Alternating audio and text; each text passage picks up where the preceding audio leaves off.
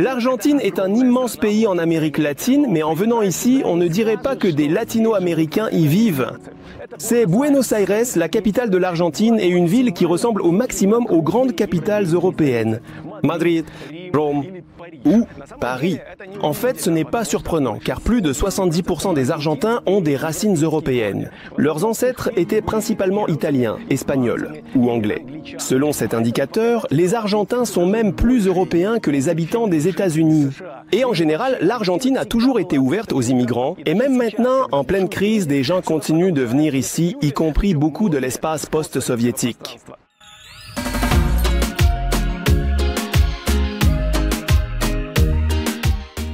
Dans cet épisode, je vais voler de l'autre côté de la Terre pour regarder dans les yeux des gens qui ont déménagé ici et comprendre pourquoi ils sont si heureux. Buenos Aires, c'est tout simplement un orgasme. Bon, d'accord, bien pour l'Argentine, alors... Essayons ce que pensent les Argentins, pourquoi ils préfèrent faire la fête plutôt que de travailler et comment ils perçoivent les arrivants de la CEI. On te touchera partout, on te tripotera. Ensuite, je vais interroger de jeunes mamans sur les raisons pour lesquelles elles sont venues ici pour accoucher, comment cela s'est passé et combien cela a coûté. C'est environ 20 000 $. Certains vendent même presque leurs voitures ou appartements pour venir accoucher en Argentine. De plus, nous découvrirons pourquoi, pendant toutes les guerres, les gens fuyaient précisément vers l'Argentine. L'Argentine ne peut participer à guerre, elle n'est pas prête pour les guerres. Nous rendrons visite à une famille mixte russo-argentine et entendrons l'histoire de ce que c'est que de vivre avec un Argentin. Enfin, nous parlerons aussi de la sécurité, car on n'installe pas des clôtures électriques et du fil barbelé sur les maisons sans raison. Du verre brisé sur la clôture. Tout est prêt pour commencer un super épisode sur un pays très chaud. Alors, abonne-toi à mon YouTube et Instagram, je suis Vova Karmanov partout. Et c'est parti!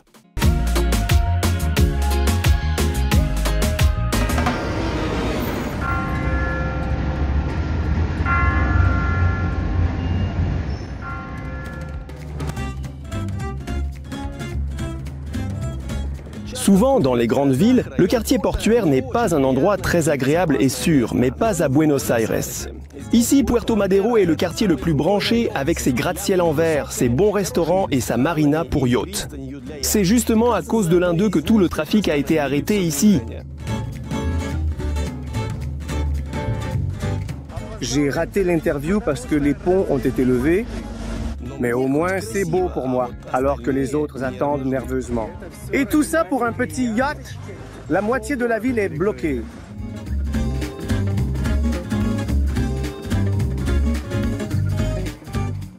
Ici à Porto vit et garde son yacht Julia. La voilà heureuse, serrant dans ses mains la citoyenneté argentine qu'elle a obtenue il y a 1 heure, juste avant notre rencontre. Combien de temps as-tu attendu pour la citoyenneté? 3 ans et demi, c'est la durée de mon procès, depuis le dépôt jusqu'à la fin. Tout cela s'appelle un procès.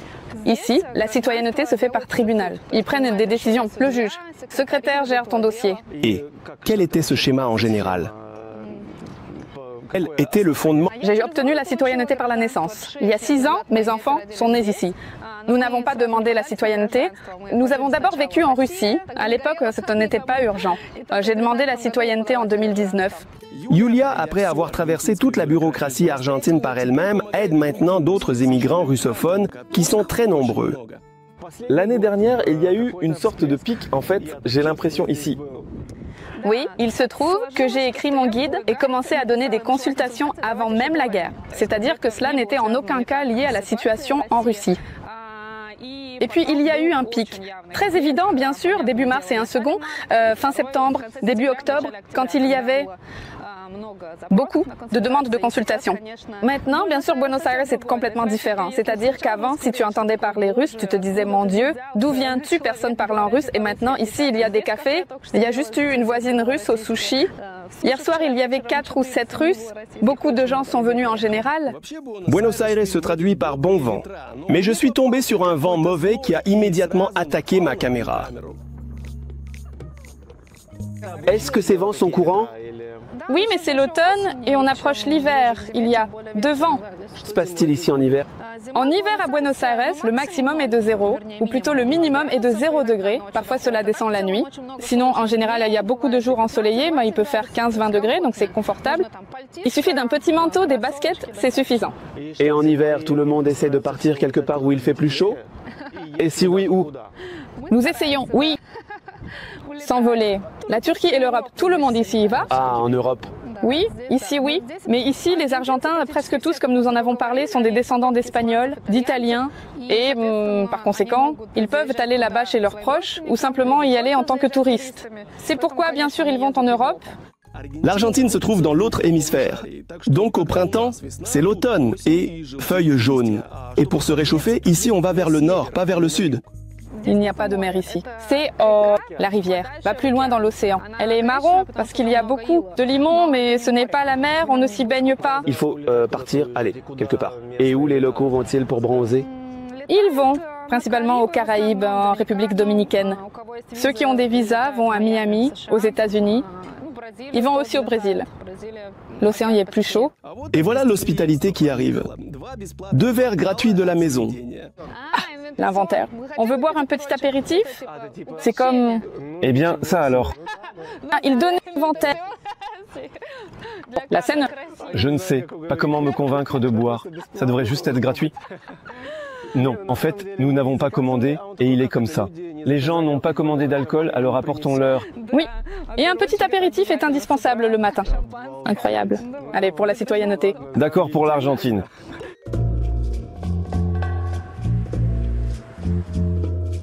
C'est le café préféré de Julia et à l'écran, le prix de mon café. Ça a l'air effrayant, car les Argentins désignent leur peso de la même manière que le dollar américain, mais en réalité, il faut diviser le prix par 400. Et ici, le barista se vante de ses ongles vernis.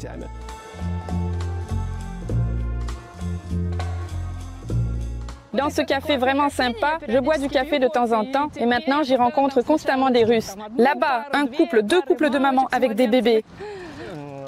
C'est parce que le quartier est super, russophone ou quoi?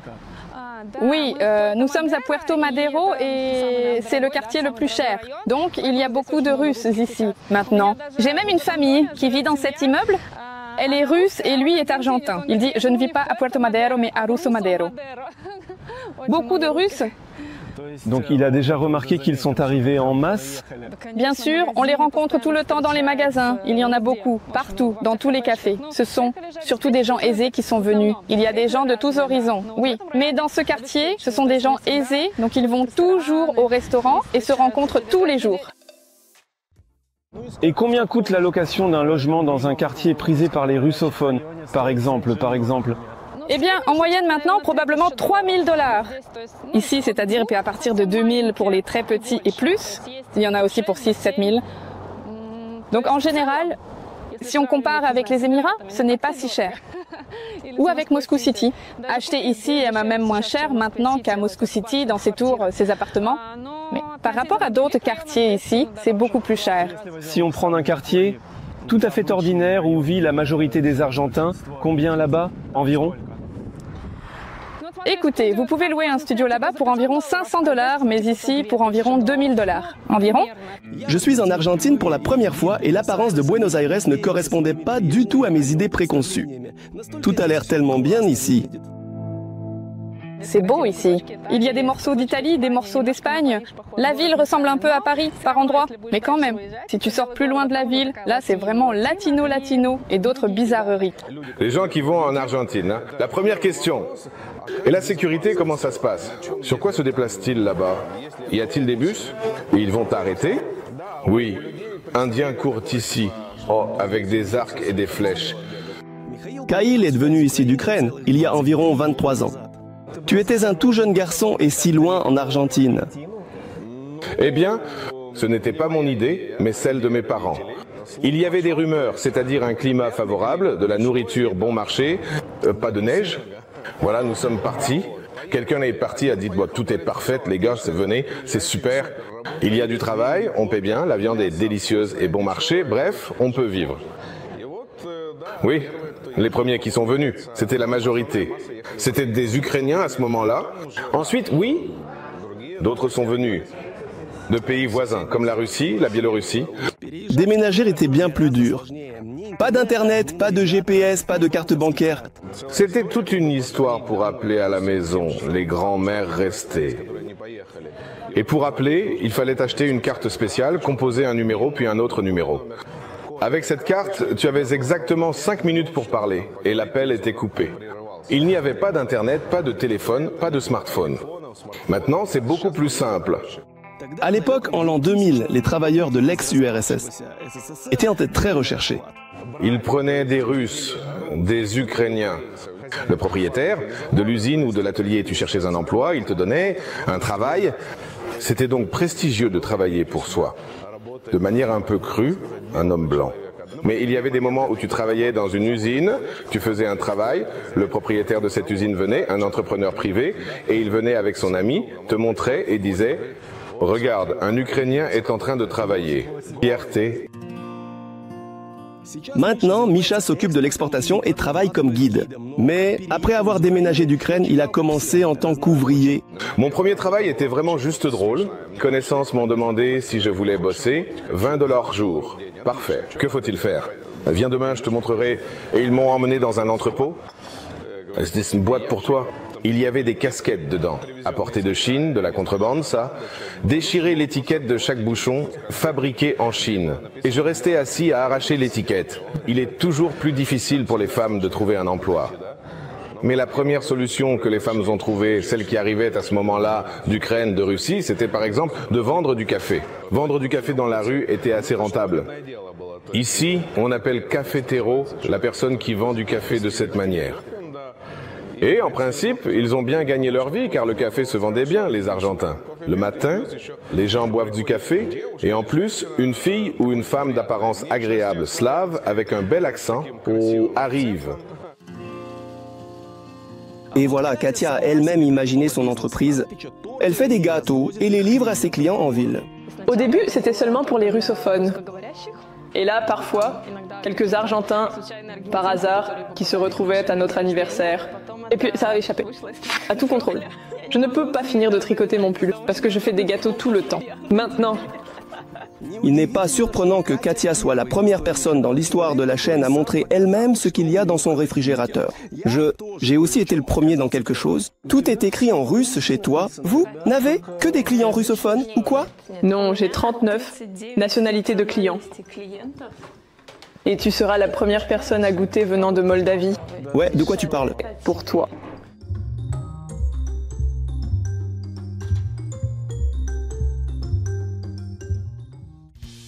Katia s'est mariée avec un Argentin et vit ici depuis déjà 4 ans. C'est sa maison avec sécurité, salle de fête et piscine. Et pourtant, l'appartement ne coûte que 250 $ par mois. Maintenant, c'est menaçant parce que personne ne l'utilise, mais sinon... Parce qu'il fait déjà froid en automne? Oui. En automne. La piscine n'est pas chauffée, mais tout l'été, je suis ici. En général, pour une raison quelconque, il n'y a personne ici. Katia est une ancienne hôtesse de l'air, ce qui est déjà évident par le paillasson. De sa vie passée, n'est-ce que pas? C'est de ma vie passée. Mon mari est pilote de planeur. À l'entrée, le drapeau de la Russie attire l'attention et Katia apporte une précision. Ce n'est pas ma position patriotique, mais mon sang. Katia a depuis longtemps tous les documents argentins. Voici à quoi ressemble la carte d'identité de l'hôpital italien local et voici l'assurance payante. Elle ressemble à une carte bancaire et coûte 160 $ pour 2 personnes par mois. Et ici, le permis de séjour. Dans la cuisine, c'est international chez eux. Cette lavande a été envoyée par la tante de Patagonie et maintenant elle repose entre les matriochkas et le sarrasin. Que du sarrasin. Pourquoi exactement une telle pénurie?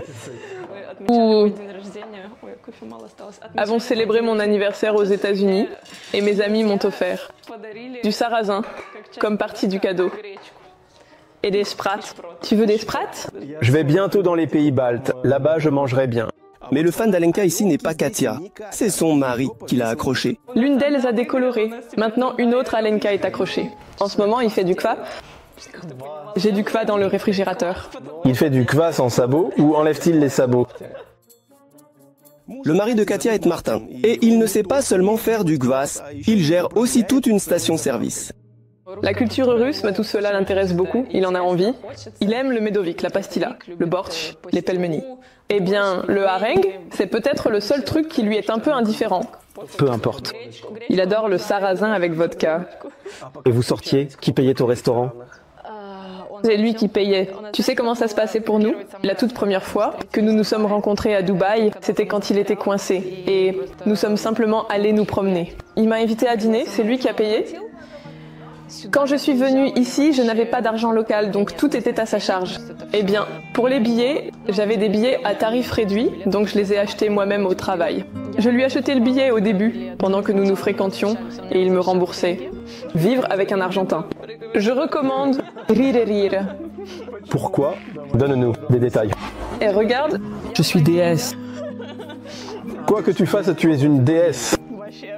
La cuisine est en désordre. En général, il ira nettoyer. Il peut venir et préparer le dîner. Donc ce n'est pas comme si je devais l'attendre avec du bortsch. Mais justement, un Argentin, comment cela se manifeste? Eh bien, au début, j'ai dû expliquer l'importance d'offrir des fleurs. Mon premier 8 mars en Argentine, j'étais venue en vacances. Et je me réveille, je pense. Maintenant, il y aura des cadeaux. Pas de cadeaux. Eh bien, non, ce n'est pas vraiment une fête ici. Ici, tu sais, c'est plus une fête pour les féministes. Ils peuvent organiser des marches topless au centre-ville. Le 8 mars, nous nous sommes mariés. Et ce furent mes premières fleurs. Et j'ai même demandé, je dis, est-ce que j'aurai un bouquet de mariée ou pas? Personne n'est jaloux de personne. C'est-à-dire que là, nous sommes assis chez moi presque, sans question. Respect, des limites personnelles.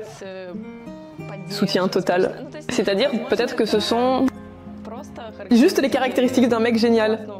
Tout était facile, non, pas de problème. Nous ne nous sommes jamais disputés.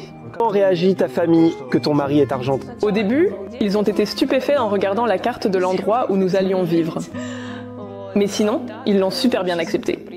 Il y a une difficulté, c'est que la langue. Ma famille, elle ne parle presque pas anglais. Maman, pas du tout. Papa, quelques mots. Frère, 5 mots. Et c'est très amusant de voir leur communication quand, je ne sais pas, ils jouent parfois à des jeux de mots en russe, par exemple, avec ma famille. C'est très drôle. Et ses parents, comment te perçoivent-ils? Même, ils m'adorent. Vraiment? Oui. Sûr? Oui, certainement. Belle-mère préférée? Oui, oui, oui. Quoi? Tu sais, c'est un peu... Je ne l'appelle même jamais. Svegra, c'est ma belle-mère. Je dis habituellement la mère de mon mari, le père de mon mari. Parce que pour moi, le mot belle-mère est un mot un peu étrange. Merci à notre cher partenaire. Et c'est pareil pour moi. C'est ma très chère Iha Russo, ma fille russe. En Argentine, je ne connaissais presque personne avant d'arriver. Mais j'ai fait des câlins pour des années à venir. C'est la coutume ici de s'embrasser et de se faire des câlins à la première occasion. Eh bien, regarde. Avec qui je rencontre ici? Je vois tout le monde pour la première fois, sauf toi dans cette ville. Mais je dois faire des câlins à tout le monde. C'est comme un passe-temps national argentin. Ou comme... Oui, non. En fait, ici, on s'habitue, on adopte cette mentalité. C'est sûr, c'est la coutume. Oui, c'est la coutume, mais ce n'est pas seulement à propos des câlins, c'est aussi constant. Ils touchent partout. Ils peuvent surtout toucher les enfants. Ils leur ébouriffent souvent les cheveux. Et il m'est arrivé une histoire. Quand j'ai rencontré mon ami, avec qui je m'étais déjà lié d'amitié, en Europe. Et nous sommes venus ici. Sous-titre, nous décider de nous... Elle me touchait constamment ici et là, comme si elle touchait ici, là. Et tu n'as rien compris que c'est normal ici? Oui, je lui dis, écoute, ta copine semble avoir un faible pour moi. Je dis, pourquoi tu penses ça? Elle me touche comme ça. Il dit, non, non, ici c'est normal, ne t'inquiète pas. Et après ça, j'ai commencé à remarquer que... Oui, puis d'autres amis à lui sont venus. Et aussi des amis d'amis, des copines. Et après que tout le monde a commencé à me serrer dans leurs bras, à m'enlacer, j'ai dit, ah bon, d'accord, alors. Eh bien, tu en profites. Tu embrasses tous ceux qui t'embrassent. Oui, donc au contraire, si je vois des filles, je peux les enlacer encore plus. Et je pense, waouh, c'est génial. Et tu n'as aucun problème de haine? Oui, en Russie, on m'aurait peut-être certainement donné un coup de poing pour ça. Mais ici, non, tout va bien. Cependant, construire une relation avec une Argentine n'est pas si simple. Elles sont super méfiantes, elles entrent en contact, c'est-à-dire pour discuter. je ne parle même pas de quelque chose de plus qu'une simple conversation. Seules celles qui ont été en Europe, ou qui ont au moins parlé avec des étrangers, au Mexique entrent en contact. C'est-à-dire les filles qui n'ont pas quitté l'Argentine, d'abord elles ne connaissent probablement pas la langue, mais l'anglais, tu veux dire? Oui. Et ici, bien sûr l'espagnol, il faut l'apprendre. Mais de toute façon, même si tu connais l'espagnol, les filles locales qui n'ont jamais voyagé, elles sont très réticentes à entrer en contact. Pourquoi c'est le contraire?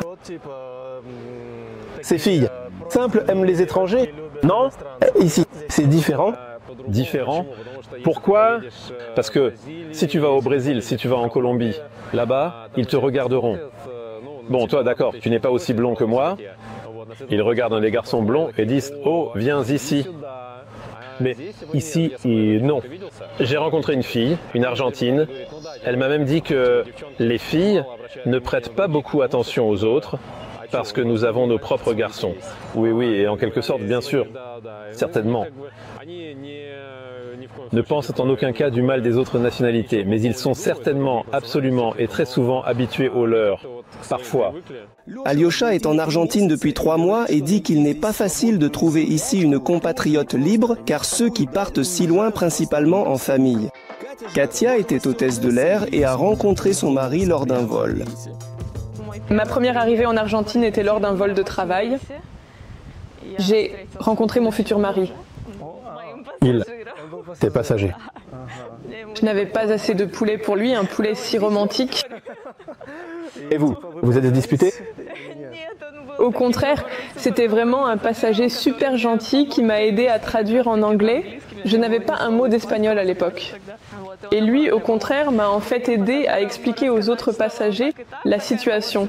Bref, ils ne m'ont pas fait de drame. Donc il y a eu une révolte à cause du manque de poulet?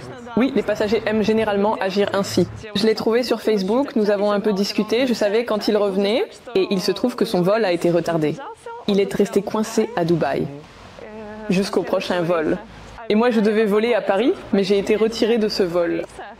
On m'a envoyé sur un vol, de nuit vers le Pakistan. Je suis restée coincée à Dubaï, où je ne devais pas être. Nous nous sommes rencontrés, nous sommes ensemble. Pendant 1 an et demi, ils ont vécu dans plusieurs pays à la fois. Il venait me voir à Dubaï et moi parfois je passais le week-end en Argentine avec lui. Et puis, retour, nous avons voyagé ensemble en Russie et parfois il se joignait à moi sur certains de mes vols de travail. Par exemple, je pars pour une journée. À Singapour, il vient avec moi. Eh bien, complètement différent. La mentalité ici est complètement différente. Et cela se ressent fortement d'ailleurs. Pas quand tu viens de Russie ici, mais plutôt dans l'autre sens. Quand tu pars d'ici pour la Russie, tu ressens immédiatement ces visages fermés et sévères. Ici, tout le monde est tellement amical, comme on dit, si hospitalier, accueillant, souriant. Cela ne signifie pas qu'ils deviendront tes amis très proches. Mais la première impression et la première attitude sont très positives. Dans les hôpitaux, partout, on te traite amicalement et dans les services publics. Je viens d'y aller pour faire des documents. Il n'y a pas de peur, comme chez nous, d'aller dans un service d'immigration et d'avoir immédiatement peur. C'est-à-dire qu'ils vont te servir longtemps, mais avec le sourire. Oui, c'est génial, j'aime ça, je me sens déjà plus argentine. Et les amis, ceux qui sont vraiment devenus des amis, et si on creuse un peu plus loin que les premières impressions, en quoi sont-ils différents? On dit qu'ils sont plus infantiles, c'est-à-dire que je ne le remarque pas encore beaucoup. Mais en général, la génération de mes pères, 30, 40 ans, oui, ils sont encore beaucoup coincés dans l'enfance, cela se ressent un peu. Ils sont prêts à devenir parents plus tard. C'est-à-dire qu'ici, ils n'ont leur premier enfant qu'à l'approche de 40 ans. Les Argentins travaillent, pas très bien, mais ils se reposent professionnellement. Les discothèques ici s'appellent boliche et je ne suis encore jamais allée en discothèque ici. Eh bien parce que j'ai eu des enfants. Ensuite, parce qu'il n'y avait pas le temps pour ça. Ici, les discothèques commencent très tard. C'est-à-dire qu'ils ils dînent très tard. Ils commencent à 10 heures seulement. Ils commencent à manger, finissent à 12 heures, puis ils ont une pré-soirée dans un bar. Jusqu'à 1 heure, discothèque de 2 à 6 heures. Et travailler quand? Bien quand? Travailler? Quoi? Les Argentins, comme les Espagnols, ont la sieste quand tout est fermé pendant la journée et les gens se reposent. C'est un peu comme 1 heure de repos. En fait, ici, on n'a pas l'habitude de se presser, surtout au travail. Il l'appelle mañana. C'est tout pour plus tard, demain, après-demain. C'est Alexandre et il a organisé aujourd'hui une fête pour les russophones. Petit bar était rempli.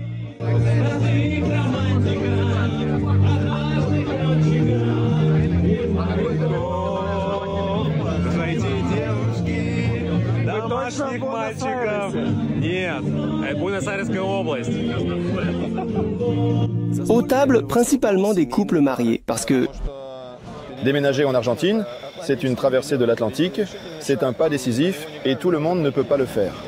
C'est une sorte de limite que si une personne a franchi, cela signifie qu'elle réussira, au minimum. Donc pas pour le week-end? Non, non. Beaucoup viennent pour accoucher, mais ils repartent aussi en Russie, d'où ils sont venus. Voilà. Maintenant, ceux qui sont restés, ceux qui sont à l'événement, ce sont des gens qui en principe veulent se légaliser ici, certains par la naissance, d'autres par la rampe, selon leur propre moment. Ce sont les personnes qui veulent s'organiser ici, mode de vie, communauté, et donc nous les aidons petit à petit en organisant des rencontres. au début, les gens se réunissaient simplement pour un pique-nique et s'entraidaient pour s'adapter. Tout a commencé avec des gens qui sont arrivés ici en 2015 depuis Odessa. Ils, russophones, ont adopté cette idée et ont commencé à aider les gens. Le quartier où se déroule la petite communauté est aussi l'un des plus chers et sûrs de la ville. Nous sommes justement dans le quartier de Palermo. Ce quartier-là a été prisé par les Russes. Pourquoi? Ici, c'est le plus, je ne sais pas, confortable. Il y a beaucoup d'établissements. C'est accessible. Enfin, tout est à proximité. En gros, les autres quartiers, Buenos Aires, n'est pas vraiment, disons, adapté pour y vivre. Ma mère doit vraiment être bien blanche. Katia assure qu'avec le début de la guerre, l'attitude envers les Russes n'a pas beaucoup changé, mais il y a eu des conflits. Il y a de la glace, crème russe, crème américaine, crème russe. Et il y avait des nouvelles comme quoi, dans une certaine province, ils ont interdit cette crème russe. Ils ont même affiché un panneau disant qu'ils ne la vendent pas, crème russe. Mais il y a aussi ici de l'olivier, je pense, à tout. Oui, ça m'intéresse. Ils ont une sorte d'olivier. Salade russe, oui. Et alors, ils l'ont aussi interdite? Non, non, je me demandais si c'était intéressant, s'ils allaient l'enlever, mais non. Les montagnes russes, ici, s'appellent Montagna, russo. Montagna signifie montagne, donc les montagnes russes, ils appellent ça, je ne sais pas, salade russe, montagne russe. Ils ne les ont pas interdites? Non, non, tout fonctionne. L'Argentine a toujours été tolérante envers les migrants et a servi de refuge pour de nombreux parias.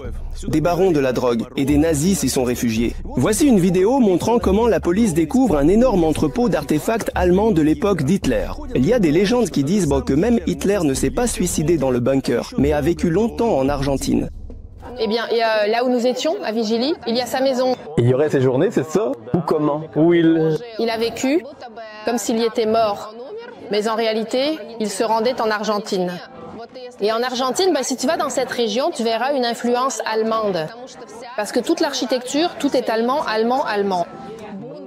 Beaucoup de nazis ont fui en Argentine, ça je l'ai entendu, mais ils ne croient pas que même Hitler, il a survécu, s'est déplacé. Oui, et nous avons vu sa maison, elle est située de telle manière que tu ne la verras pas si tu ne sais pas.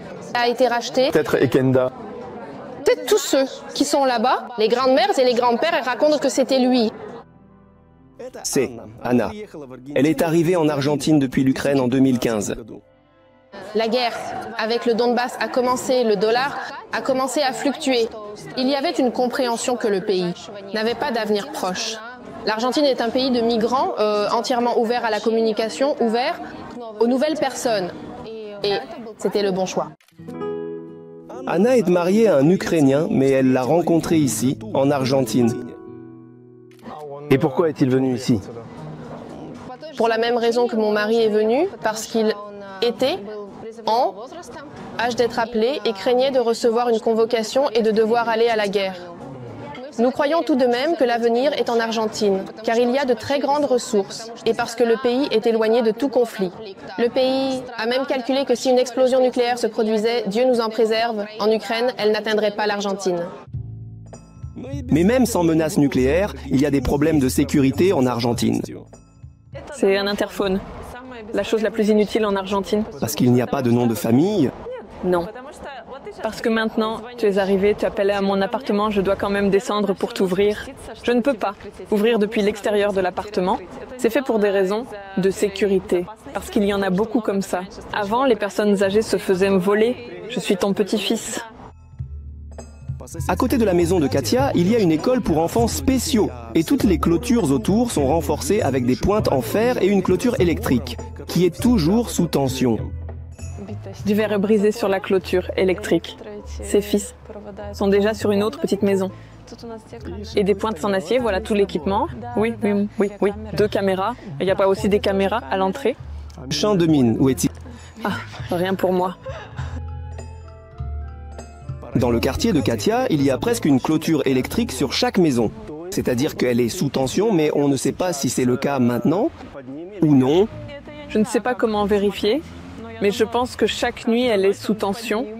De quoi ont-ils peur si le quartier est bon? Ils vont entrer.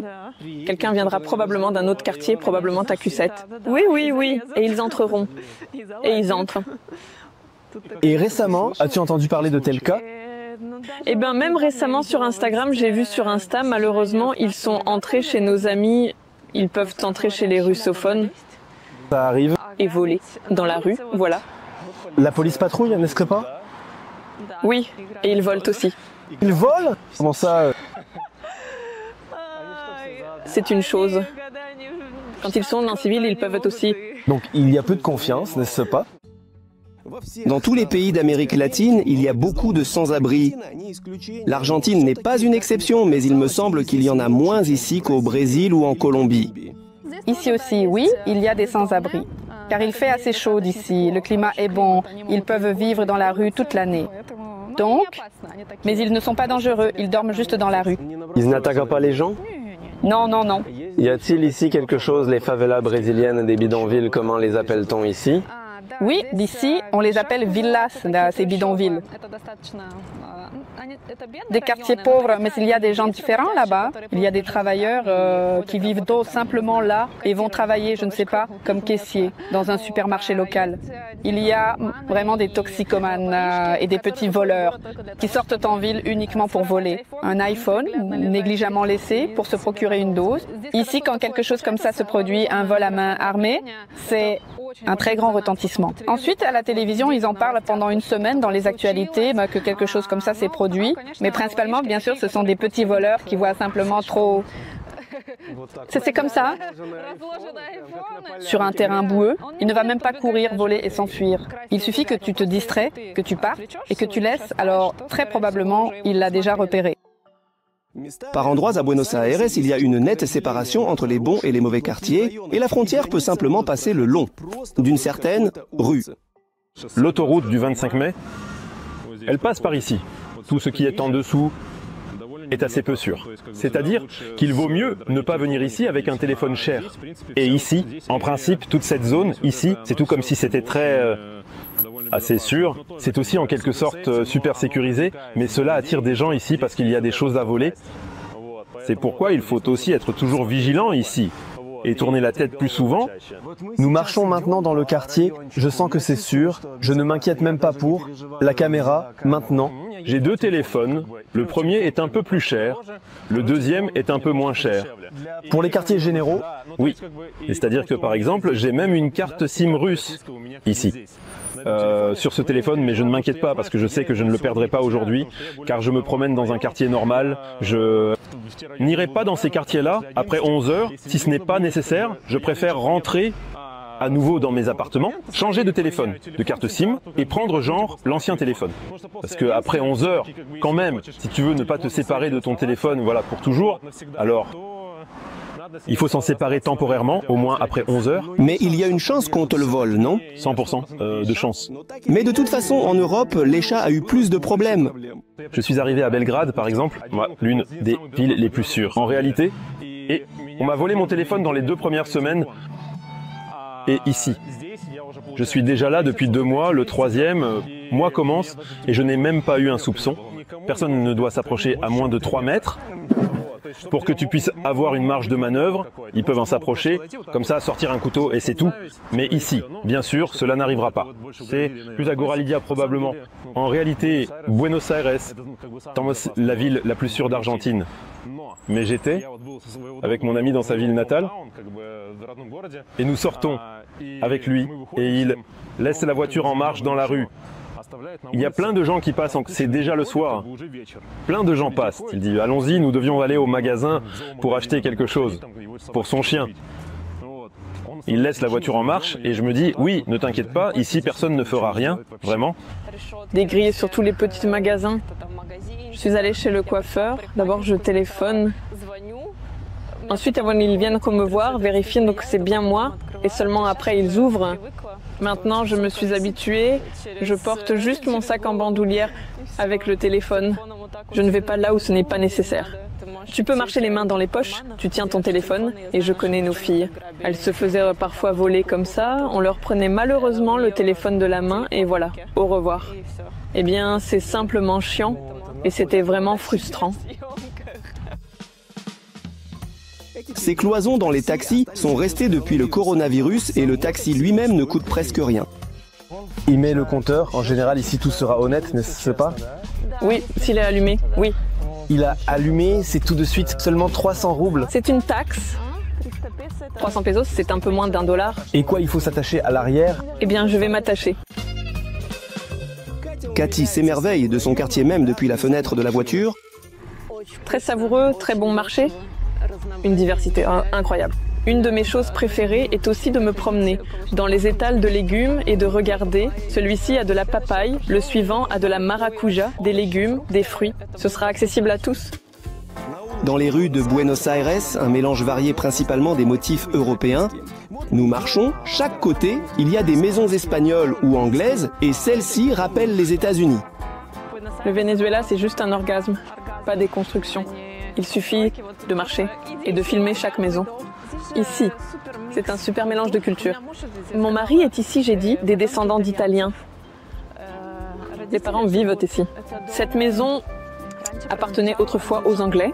Ici, des activistes luttent pour la préservation du bâtiment. Apparemment, cela dérange quelqu'un. Et ce vieux bâtiment a été transformé en maison de retraite.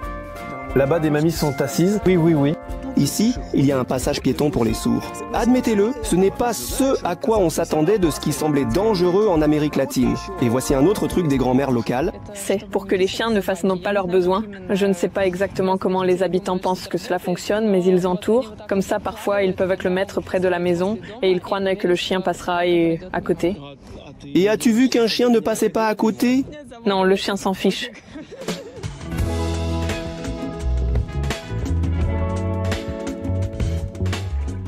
Je n'ai vu aucun moineau en Argentine, car les moineaux sont trop gris pour ce pays. À leur place, il y a des perroquets, et même ceux qui sont considérés comme exotiques chez nous. C'est une autre raison pour laquelle j'adore l'Argentine. Le football est aussi une raison pour laquelle beaucoup adorent l'Argentine. Elle est le champion du monde en titre de football. Ici, tout le monde est fan. Oui, dans les parcs, on peut rencontrer des gens qui s'entraînent à se battre, mais la plupart jouent au football. La légende principale, c'est Maradona, et maintenant nous sommes devant sa maison. Il y avait le nom de la rue. Oui, mais maintenant c'est Diego, et regarde ici, Maradona et Dios. Le numéro 10, c'était son numéro. Et en Dios signifie Dieu. Le jour où ils sont devenus champions, c'était très bruyant ici. Dans cette maison, il avait un appartement. Malheureusement, je ne sais pas à quel étage, mais c'est ici. Et nous sommes venus ici quand l'Argentine est devenue championne du monde. Et nous sommes venus ici pour célébrer. Toute la nation est simplement sortie dans la rue. Je ne sais pas si c'était montré aux infos chez vous, mais toute la nation est sortie dans la rue, nous y compris. Et comme nous vivons à côté, c'était vraiment super pratique de venir ici. C'était bondé. Feux d'artifice, salve. Les gens, certains avec leur propre alcool. Il y avait un endroit où les gens ne se sont pas rassemblés. Et nous sommes venus ici pour voir ce passe. Toi, alors quoi? Écoute, juste pour que tu comprennes, en Argentine, quand il y a un match de football, tout s'arrête. Tu sors dans la rue et là, pas une âme qui vive, pas un chien, rien. Un silence total, comme si c'était à nouveau la pandémie. Tu sais, à ce moment-là, je me suis sentie argentine, parce qu'il était impossible de ne pas se réjouir. L'Argentine rappelle à beaucoup un pays européen, non seulement par le football, mais grâce aux vagues incessantes de migration en provenance d'Europe, surtout pendant les guerres, comme maintenant. Beaucoup d'immigrants à partir de 1860, encore 860, jusqu'en 1930. On estime que 6 millions d'immigrants sont arrivés en Argentine depuis l'Europe. Italiens, Espagnols, Autrichiens, Allemands, Polonais. Tout cela est lié à la Première Guerre mondiale, à la Seconde Guerre mondiale. Un Argentin sur 3, je dirais, a dans le tiroir près de son lit un passeport européen. Le grand-père, la grand-mère. Il y a toujours un passeport italien. C'est un peu comme au cas où. Si quelque chose se passe, s'il y a une crise ici. Quand y a-t-il eu une crise ici? En 2001, quand l'Argentine a fait défaut et que les gens ont perdu leurs économies. Donc ils gardent ce passeport. Disons de l'Italie ou de l'Espagne, s'ils ont encore des racines là-bas. Eh bien, un peu dans l'espoir que si quelque chose se passe ici, nous serons sauvés en Europe, n'est-ce pas? Mais je dis toujours à mes amis argentins, il ne vous manquait plus que ça. Un Europe. Eh bien, les descendants des Anglais parlent-ils anglais? En Argentine, on parle anglais beaucoup plus qu'en Russie, mais ce n'est pas obligatoire. Les descendants des Anglais, par exemple, le père de mon mari parle, il a 73 ans, il a un anglais super classe. Maman ne parle pas, maman a 61 ans. La jeune génération, oui, beaucoup ici, tu sais, apprennent même, comment dire, bilingue, n'est-ce pas? Oui, dans 2 langues. Katia parle aussi anglais avec son mari. J'ai remarqué que vous communiquez en anglais dans le messager. Bien que tu sembles bien parler espagnol, tu parlais espagnol avec le chauffeur de taxi. Oui, c'est comme ça que j'ai appris l'espagnol. Chauffeur de taxi. Chauffeur taxi. Sortez les chauffeurs de taxi. Non. Quand j'ai déménagé, nous avons consciemment décidé de garder l'anglais comme langue entre nous deux pour maintenir notre niveau d'anglais. Et ici, ça fait presque 4 ans que je vis ici et notre anglais est resté au même niveau et en plus je parle espagnol. Quand nous allons à une réunion de famille, c'est uniquement en espagnol. Mère, par exemple, ne connaît pas un mot d'anglais et donc, que je veuille ou non, je parle.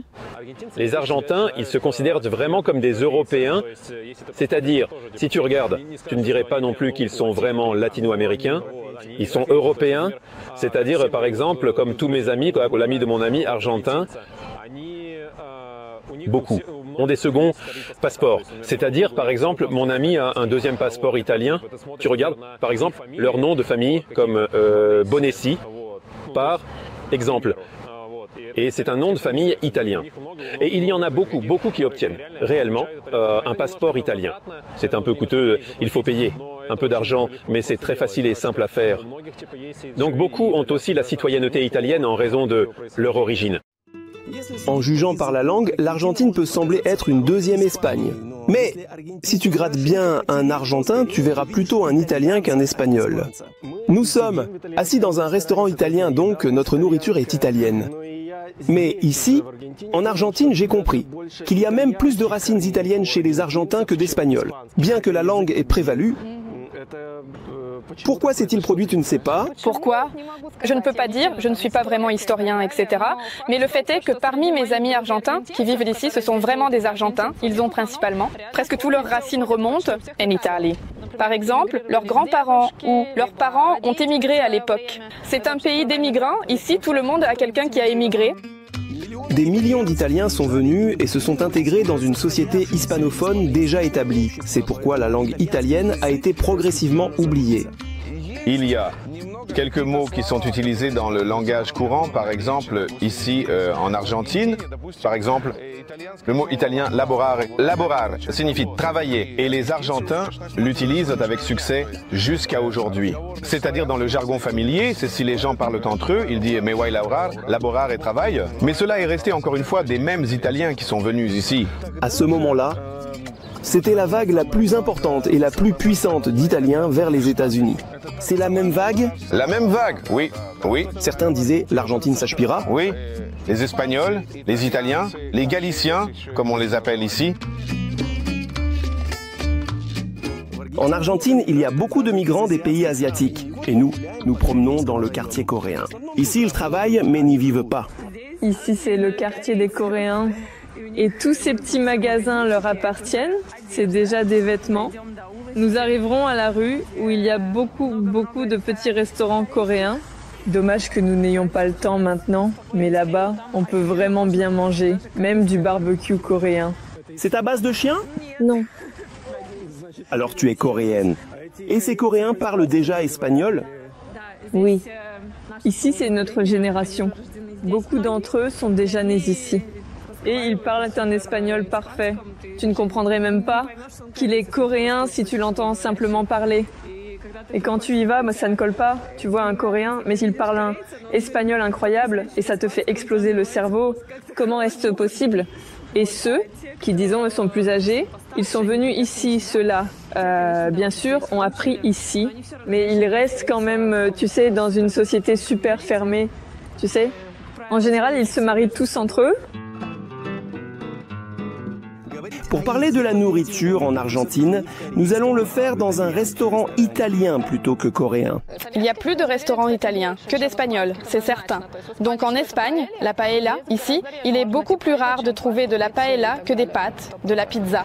Tu es une milanesa. J'ai pensé que tu devrais essayer un plat standard, adoré par tous les Argentins. C'est un morceau de viande finement panée. Mais c'est du bœuf et il est préparé de différentes manières, soit au four, soit frit. Et ici, elle est frite. Tu vas essayer?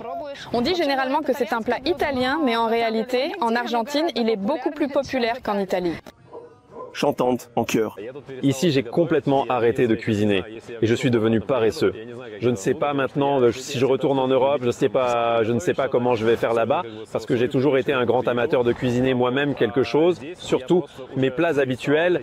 Mais ici, j'ai simplement arrêté de le faire parce qu'on peut aller dans un petit café pour prendre le petit déjeuner tranquillement pour environ 5 €.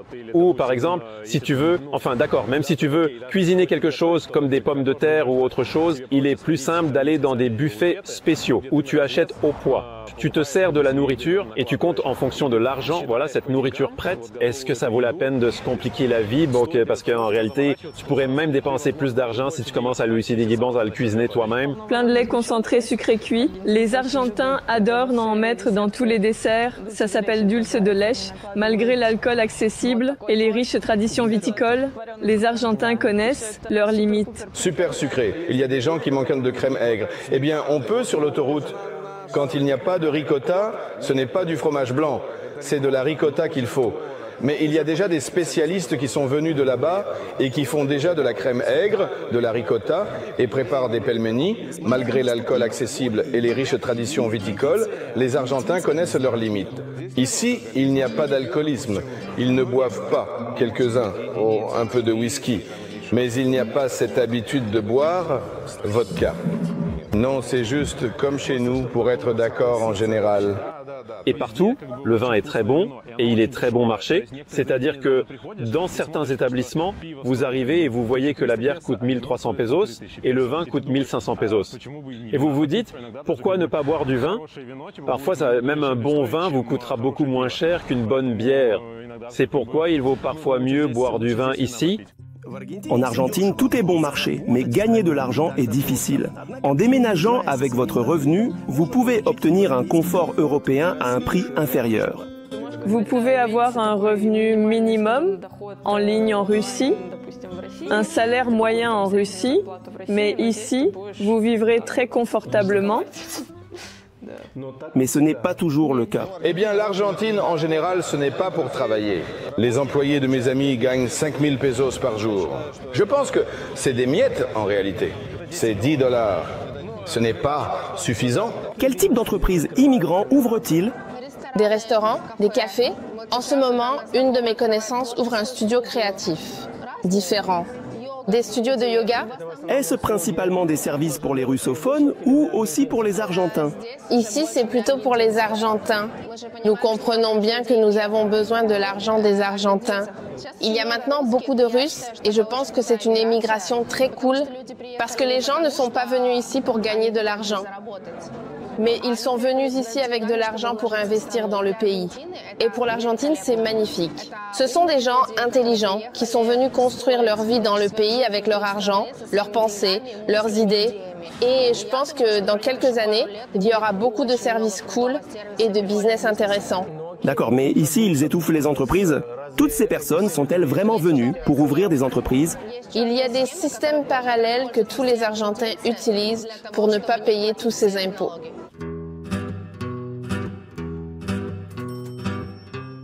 Ils ont juste mis une tablette de chocolat dans le lait.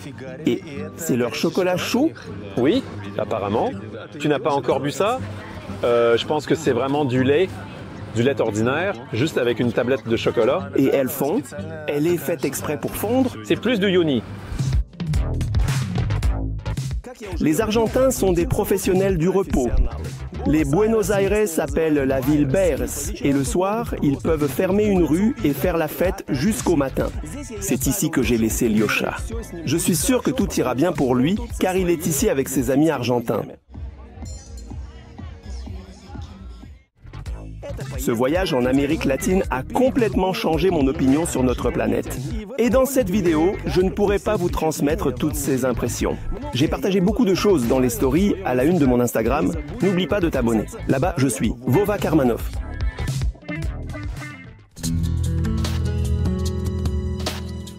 Les Argentins sont des gens très tolérants et libres. Ils aiment la vie et essaient de ne pas s'inquiéter pour des détails insignifiants. L'amour pour l'Église et le respect pour le pape ne contredisent en rien ici une attitude normale envers les diverses minorités.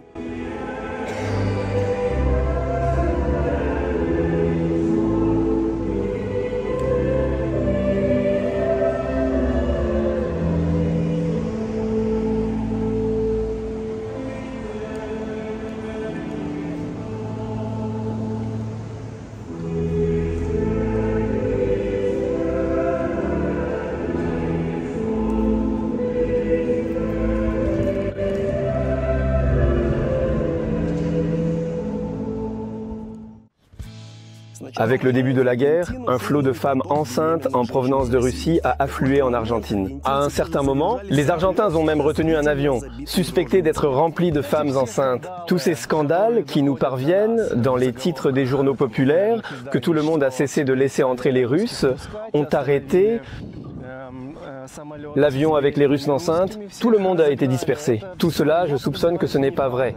Raconte comment ça s'est passé. Oui, les titres exagèrent, bien sûr. Il était écrit que tout le monde perdait le permis de séjour, qu'on ne les laissait pas entrer, mais en réalité, on les laisse entrer et on accorde le permis de séjour. Ils ont cessé de prolonger le séjour touristique. Cela n'existait pas avant. Ils laissaient entrer les Russes pour 90 jours. Puis, ils ont ajouté 90 jours. Mais maintenant, ils ont cessé. C'est, oui, vrai. Tout le reste fonctionne comme avant. Donc, les Argentins ont d'abord ajouté un bonus pour les Russes l'année dernière, puis ils l'ont retiré. Oui, je pense qu'ils ont compris qu'il y en a déjà beaucoup ici. Nous en avons vraiment beaucoup maintenant, et qu'ils ne s'en sortent pas. Les traducteurs ici ne s'en sortent pas. Ici, regardez, le permis de séjour et la citoyenneté sont entièrement gratuits. Donc chaque personne peut le faire elle-même. Et là, ils ont vu des titres sur des sites russophones disant que nous coûtions 3 000, 6 000 $, 10 000 $. Et pour eux, c'était incompréhensible pourquoi les gens payaient cet argent. Et ils ont pensé qu'il y avait une certaine composante de corruption.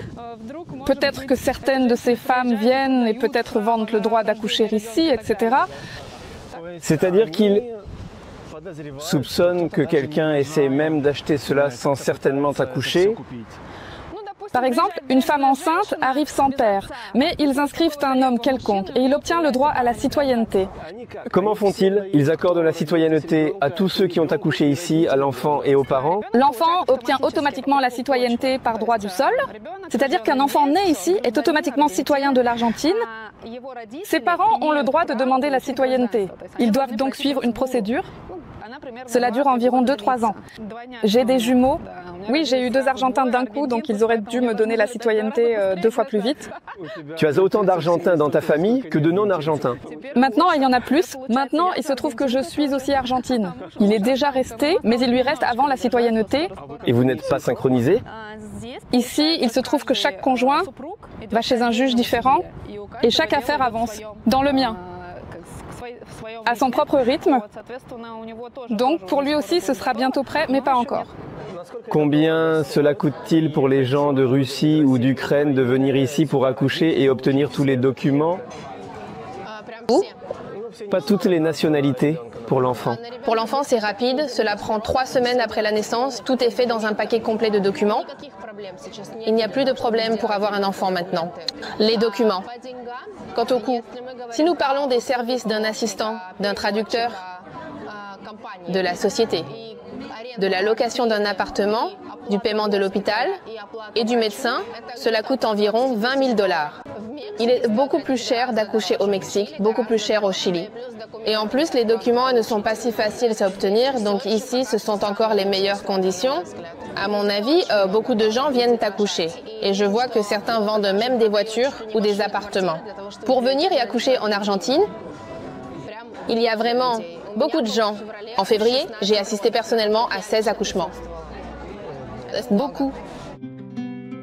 L'Argentine est accueillante aux migrants et délivre des documents à ceux qui viennent accoucher. Il est préférable de montrer que vous avez des revenus en Argentine, que vous payez ici des impôts. Mais ils sont très bas. Ouvrir un monotributo, une entreprise individuelle ou auto-entrepreneur, et montrer mensuellement que vous payez l'impôt.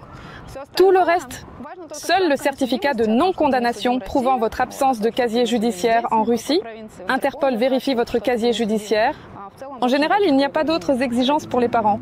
En même temps, vous pouvez conserver votre citoyenneté?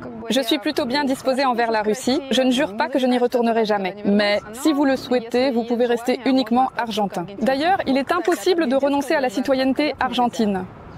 Donc jamais du tout? Une Argentine peut voyager sans visa en Europe, dans l'Union européenne. Oui, les Argentins peuvent entrer sans visa dans l'Union européenne. Et quoi d'autre? L'Angleterre aussi, le Royaume-Uni, le Japon, la Nouvelle-Zélande. Pas aux États-Unis? Pas aux États-Unis, mais les Argentins obtiennent des visas de 10 ans pour les États-Unis. C'est facile à obtenir? Eh bien, relativement facile, mais des files d'attente. Bon, d'accord, tu es citoyen d'un pays instable, mais tu peux partir pour un pays plus stable. Tu seras quand même attiré d'une certaine manière. Cette citoyenneté est un inconvénient? Non, non. Ici, les Argentins ne sont pas obligés de payer des impôts sur ce qu'ils gagnent dans d'autres pays. C'est-à-dire qu'aux États-Unis, c'est le cas. Pourquoi n'avons-nous pas choisi d'accoucher aux États-Unis? Pourquoi n'y sommes-nous pas allés, n'est-ce pas? Parce que là-bas, nous serions obligés de payer des impôts sur tous les revenus, peu importe où nous travaillons dans le monde. Il y a une certaine nuance là-bas. Ici, ce n'est pas le cas et en principe, je ne vois pas d'inconvénient. Et toi, quand tu t'es marié, as-tu obtenu la citoyenneté immédiatement? Comment se passe-t-il? Je n'ai pas du tout fait la demande de citoyenneté. Je fais partie de ces Russes qui n'ont pas pris le passeport argentin. Pourquoi? Mais j'ai un autre plan. Mon mari est italo-argentin, et donc avec 2 passeports, j'ai choisi de faire l'italien.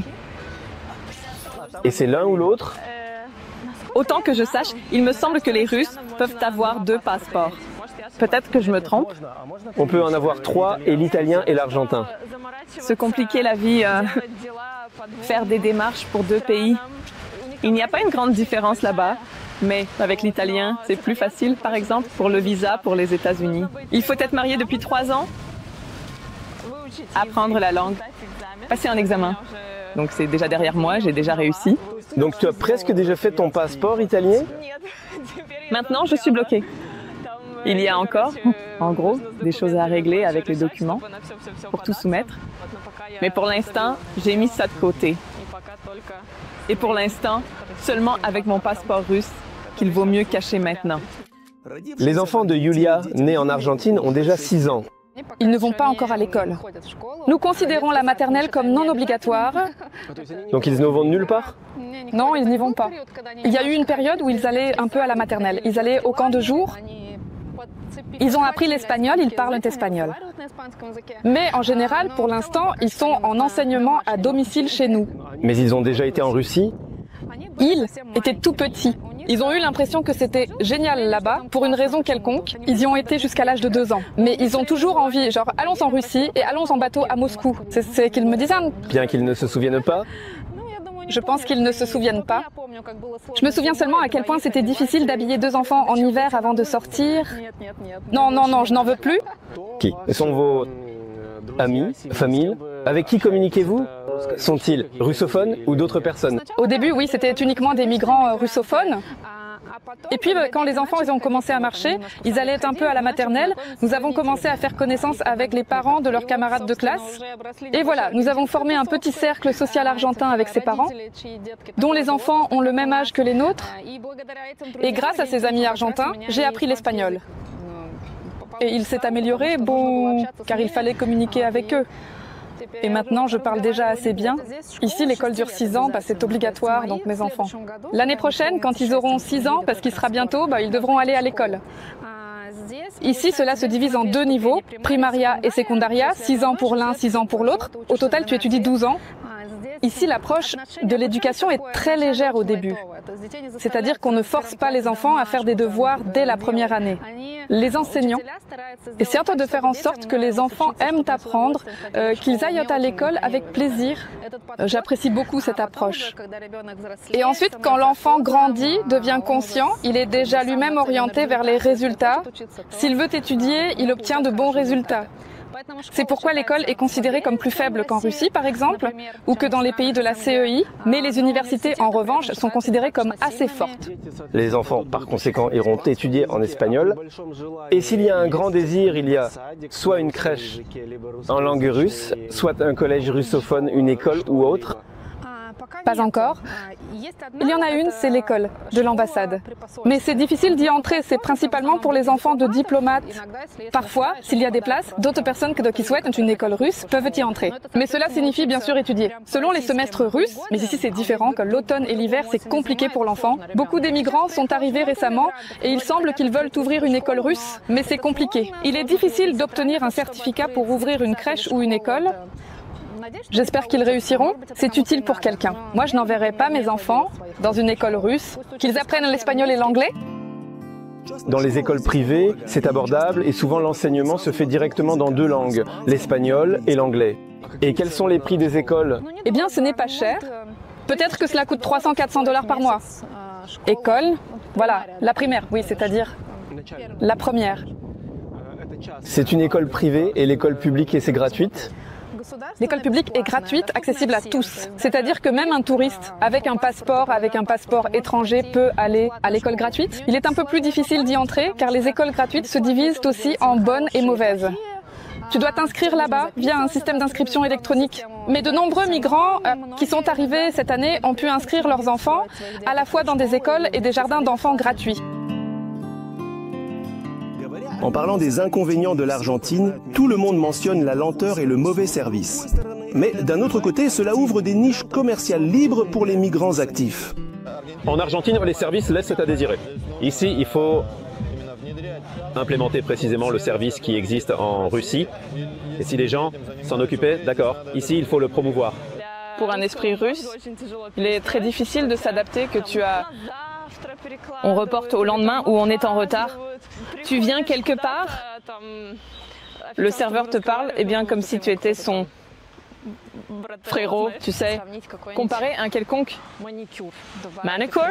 À Dubaï, tu arrives, on te sert un petit thé, des choses comme ça. Ici, tu arrives et je n'y vais même pas, mais nos filles ici, c'est bien. Avec la manucure, elles sont vraiment super. Si tu viens, tu te demandes, mince, ont-ils stérilisé les outils ou pas? Et tout est moyen. Donc il faut s'y habituer, l'accepter, et maintenant je m'en fiche. C'est-à-dire que je m'y suis déjà habituée. Mais souvent, les avantages l'emportent sur les inconvénients. Léosha a arrêté de cuisiner. Il ne lave plus non plus ses vêtements. J'ai arrêté de laver mes vêtements moi-même, parce qu'au lieu de laver tes vêtements toi-même, tu prends simplement un énorme sac. Tu l'apportes à la blanchisserie, et pour seulement 3 €, un énorme grand sac de 5 à 7 kilos, il te lave tout. Repasse, ça sentira bon, pas de taches, rien. Tu te dis alors, pourquoi devrais-je m'embêter avec ça? Eh bien, tout d'abord, il n'y a pas besoin de machines à laver, nulle part. dans les appartements que tu loues, mais c'est très rare. Et deuxièmement, pourquoi s'embêter si là-bas, en fait, ils te repassent et te sèchent tout en plus? En ce moment, ma ville préférée sur Terre est Buenos Aires. Malgré tous les défauts qu'il y a ici, j'adore l'Argentine et Buenos Aires. Et alors, quelle était ta ville préférée? Question difficile. J'aimais aussi Dubaï, mais j'ai toujours su que je n'y resterais pas pour vivre. C'est-à-dire que j'ai toujours compris que c'était un endroit de transit pour moi, un point de passage. Mais quand je suis arrivée ici, j'ai ressenti un contraste très fort, à la fois dans le bon et le mauvais sens. Parce que d'un côté, Dubaï, c'est le désert. Ici, regarde cette clôture. C'est une nature omniprésente. Ici, 365 jours par an, quelque chose fleurit. Dubaï, ce sont des constructions neuves. Ici, regarde, des maisons comme ça. Des petites maisons, chacune plus belle que l'autre. Bien que j'adore aussi les gratte-ciel. Mais d'un autre côté, Dubaï, c'est le super confort, le super service. Tu vas aux toilettes dans le Dubai Mall, il y a des fleurs fraîches, il y a une femme de ménage, comme toujours, avec une petite cravate dans les toilettes. C'est comme si nous étions allés en excursion. Oui, ici tu arrives, tu n'as jamais ni savon, ni serviette, rien. C'était un épisode sur ceux qui n'ont pas craint les histoires sur l'Amérique latine, ont décidé de déménager. Désormais, pour eux, l'Argentine n'est pas quelque chose qui rime avec l'Antarctique, mais un nouveau foyer et très confortable quand on sait comment y vivre. Sur ma chaîne, il y aura un épisode sur l'Argentine et une série de reportages sur l'Amérique latine. Alors, abonne-toi YouTube et Instagram. Partout, moi, Vova Karmanov. Bientôt!